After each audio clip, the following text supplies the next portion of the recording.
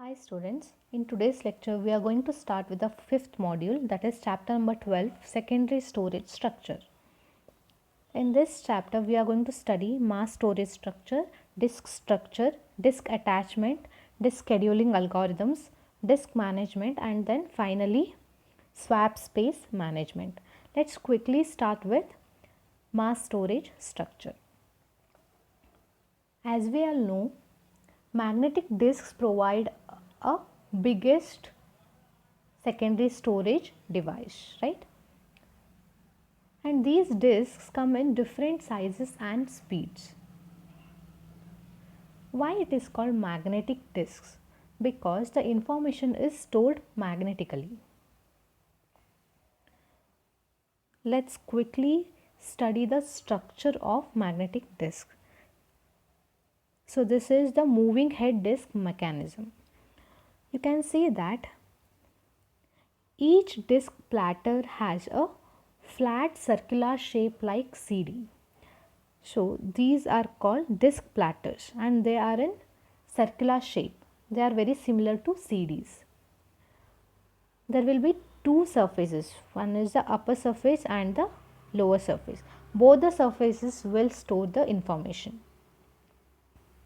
And these two surfaces of a platter are covered with magnetic material. And these surfaces of a platter is logically divided into circular tracks. You can see here. So these platters are divided into circular tracks which are subdivided into sectors, and these tracks are internally divided into sectors, and these sectors are the basic unit of storage. So whatever the information we store on the platter or the disk will be stored onto the sector, and the set of tracks that are at one arm position makes up a cylinder. So the set of tracks that are at one arm position, so those are called cylinders. Therefore the number of cylinders in the disk will be equal to the number of tracks in each platter. So how many tracks are available in the each platter, those many number of cylinders are also available in the disk drive. And the storage capacity of disk drives is measured in gigabytes. We all know our magnetic disk will come in some GBs, right? Maybe 7 GB, 3 GB. So they are available in gigabytes. And each platter will have two read-write heads. You can see each platter will have two read-write heads, one read-write head for the upper surface and the other one for the lower surface, and these read-write heads will be attached to the disk arm. Disk arm is responsible for moving these heads onto the tracks. So it is responsible for positioning the read-write head at the desired track. And these arms are attached to the arm assembly. And there is one stick-like structure which is responsible for the rotation of platter, which is called spindle. Therefore, the rotation speed of each disk drive depends on the rotation speed of the spindle. Okay. Yeah.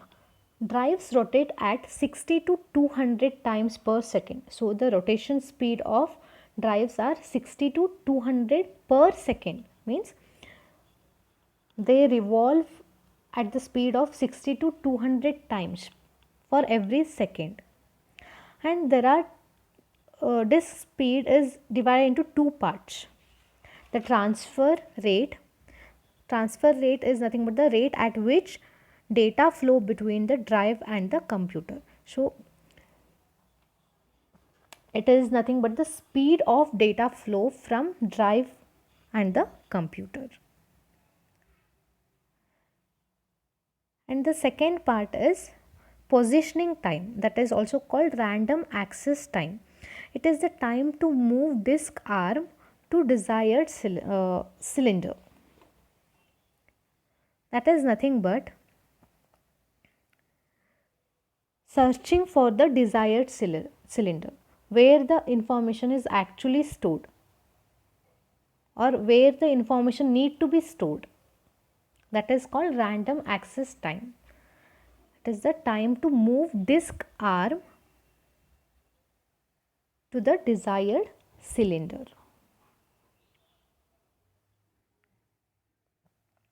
And time for desired sector to rotate under the disk head is called rotational latency. The time for the desired sector to rotate to the disk head is called rotational latency. So these disk head files will have a small air gap. These read write head will have a small air gap so that they should not touch the platter surface. Okay, but sometimes by accidentally they touch the platter surface. Although the disk platters are coated with a thin protective layer, sometimes the read write head will crash the magnetic surface. So such type of accidents are called head crash. So there will be a air gap between read write head and the platter, but sometimes by accidentally they touch the platter surface. So if they touch the platter surface, they will damage the magnetic surface. Even though the protective layer is provided onto the disk platter, sometimes read write head may damage the magnetic surface. So such type of accidents are called head crash. So if head crash occurs, then that disk has to be replaced because it cannot be repaired.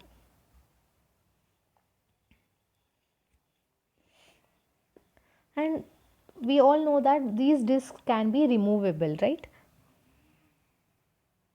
And these removable magnetic disks generally consist of only one platter, which is held in a plastic case, which are protected in a plastic case to prevent damage while not in the disk drive. Okay, so these disks are called floppy disks. These floppy disks sits directly on the disk surface. Therefore, the drive is designed to rotate more slowly than a hard disk drive. And also the storage capacity of floppy disk is very small when compared to the hard disk drive. And these disk drives are attached to computer through I/O bus. So buses may be like enhanced integrated drive electronics, that is EIDE, or advanced technology attachment, that is also called ATA, or serial ATA, that is also called SATA, or it can be USB, universal serial bus, or the bus channel can be fiber channel, then SCSI buses. So different variation of buses can be used to attach disk drive to computer.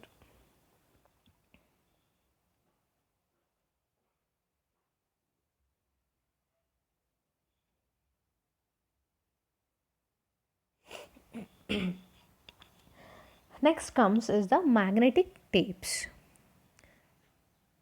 Magnetic tape was used as an early secondary storage device. So before these magnetic disks, we had magnetic tapes. They are like permanent storage and they hold very large quantities of data. But its access time is very slow compared with that of main memory and the magnetic disk. So the access time means the time required to fetch the information or time required to store the information is very slow when compared with main memory and magnetic disk. So the random access time is like 1000 times slower than the disk. You can imagine how slow it is when compared with magnetic disk. They are mainly used for backup purposes, uh, where the information is needed very infrequently. Okay, and they are kept in spool and wound or rewound past read write head. Moving to the correct spot on a tape can take minutes.